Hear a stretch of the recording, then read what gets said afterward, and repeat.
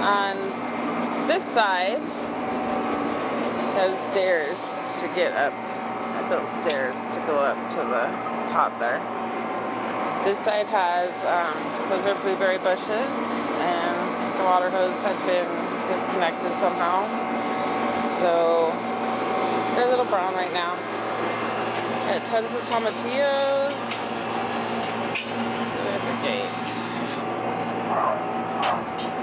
And then this whole side, I got peanuts and all kinds of peppers growing. Got peppers in here. Cucumbers that have not done well. All my peppers. All different kinds of bell peppers, serranos, Anaheim's, pepperoncinis, Thai peppers, pasillas. And then I was trying to plant corn here. It didn't do too great. It got trampled by wind. And this was my potato bed that I got about 40 pounds of potatoes out of.